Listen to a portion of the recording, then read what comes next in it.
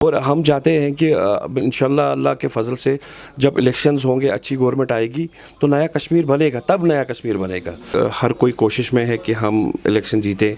NCP rallies निकालता है, PDP भी, अपनी पार्टी भी, लेकिन आखिर तो लोगों को ही डिसाइड करना है।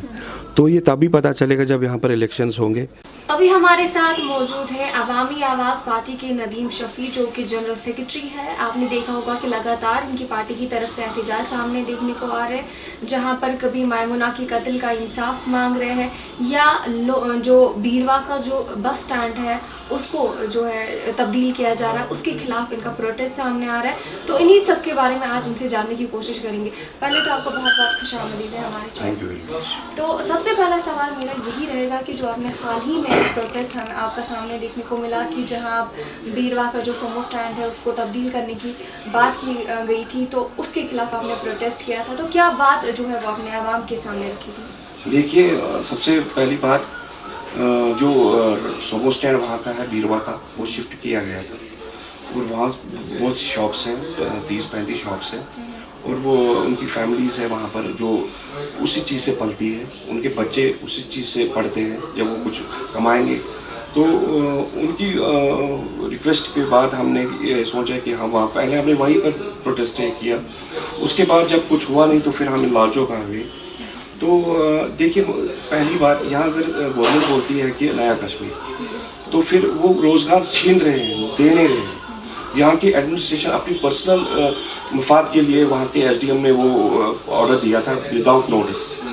तो फिर हमारी एसडी साहब से यही रिक्वेस्ट थी कि वो वापस शिफ्ट करें सोमो स्टैंड, ताकि इनका घर चले, ताकि इनके बच्चे पढ़े।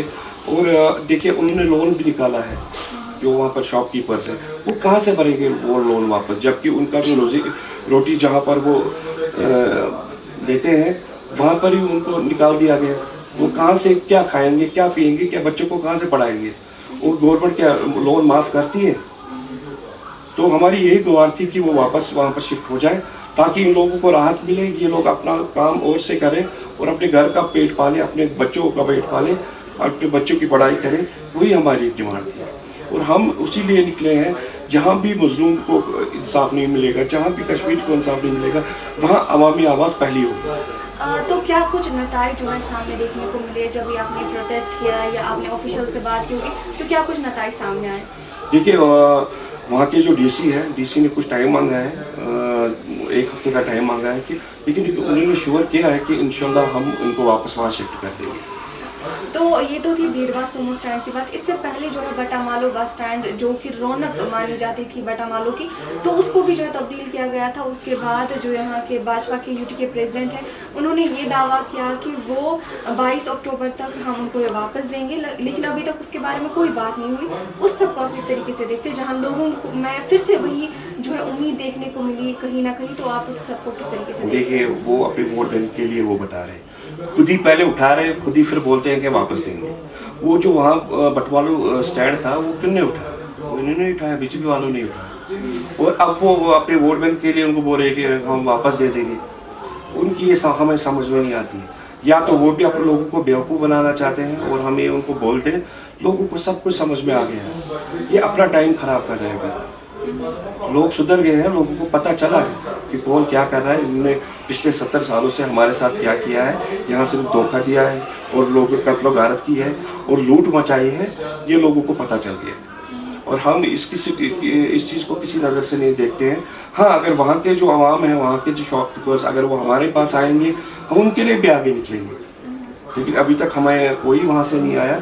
अगर आएंगे तो बिल्कुल अवामी आवाज़ पहली होगी, क्योंकि उनमें जो है कहीं ना कहीं वो उम्मीद देखने को मिली थी कि 22 अक्टूबर तक जो है उनका भी मसला जो है हल किया जाएगा। वही रौनक, वही चहल पहल फिर से बटामालो बस स्टैंड में देखने को मिली। ये तो अच्छी बात है। अगर 22 अक्टूबर तक रविंद्र रैना जी ने बोला है, ये तो फिर हम भी उसका वेलकम करेंगे। 22 अक्टूबर अच्छा, हाँ, 22 अक्टूबर तो हो गया। तो वही तो मैं बता रहा हूँ, अपने वोट बैंक के लिए ये ऐसे बातें करते हैं। लोगों को, उनको लगता है सिंपैथी मिलेगी, हमें वोट मिलेंगे।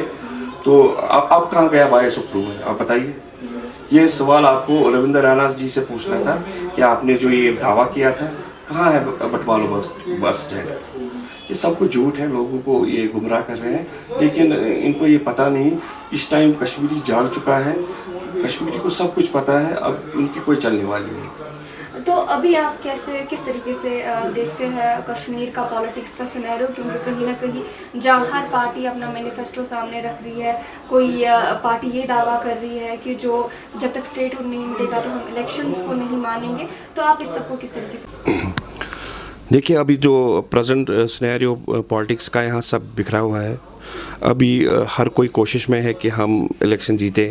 एनसीपी रैलीज निकालता है, पीडीपी भी, अपनी पार्टी भी, लेकिन आखिर तो लोगों को ही डिसाइड करना है। तो ये तभी पता चलेगा जब यहाँ पर इलेक्शंस होंगे। हमारे ख्याल से लोग अब इनसे बहुत थक गए हैं, उबर गए हैं। वो अब नए चेहरे को देखना चाहेंगे, और एज ए यूथ हम भी वही चाहते हैं कि कोई नया चेहरा आए जो लोगों की खिदमत करे, वो काम करे, इज़्ज़त से करे, करप्शन ना करे। हम यही चाहते हैं, और इंशाल्लाह अल्लाह के फजल से ऐसा होगा इस बार। तो जो ये यहाँ के ओरिजिनल पार्टीज़ हैं, इनको सिर्फ यही करना आता है, फंक्शंस करने आते हैं, रैलीज़ निकालनी आती हैं, लोगों को और झूठ बोलना आता है। और अब जब लोगों को पता चला है, अब वो भी उनको उसी नज़र से देखते हैं।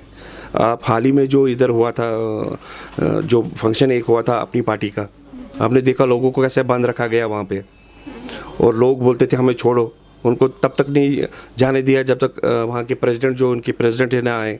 तो ये सच जो सच बाहर आ ही जाता है, झूठ की कोई उम्र नहीं होती है, ये इनको समझ लेना चाहिए। और इंशाल्लाह अब कश्मीर में नया ही होगा, अल्लाह के फजल से हम वही चाहते हैं, और होगा भी इंशाल्लाह। नदीम साहब, मेरा आखिरी सवाल आपसे ये रहेगा, जो आपने करप्शन की बात की, तो जो भाजपा की सरकार है वो दावा करती है कि करप्शन जो है हमने ख़त्म किया है किसी हद तक, या अमन की बात करते हैं कि अभी जो है कश्मीर में अमन है, तो उस सबको आप किस तरीके से? हम सबसे पहली बात बताएंगे करप्शन की। जहाँ बीजेपी सही होगा, हमें कोई आपत्ति नहीं है उनको सही बोलने की। करप्शन में बहुत सारी सुधार आई है, लेकिन उतनी भी नहीं कि करप्शन फ्री स्टेट बोले इसको। यहाँ पर अभी भी करप्शन हो रही है। और बाकी बीजेपी क्या दावे कर रही है, आप ही बताइए, कौन से दावे पूरे हो रहे हैं बीजेपी के? कोई भी दावा पूरा नहीं हो रहा है। हाँ, सिर्फ करप्शन पे थोड़ी मजबूत पकड़ आई है, और किसी पे नहीं आई है। और हम चाहते हैं कि इंशाल्लाह अल्लाह के फजल से जब इलेक्शंस होंगे, अच्छी गवर्नमेंट आएगी, तो नया कश्मीर बनेगा, तब नया कश्मीर बनेगा।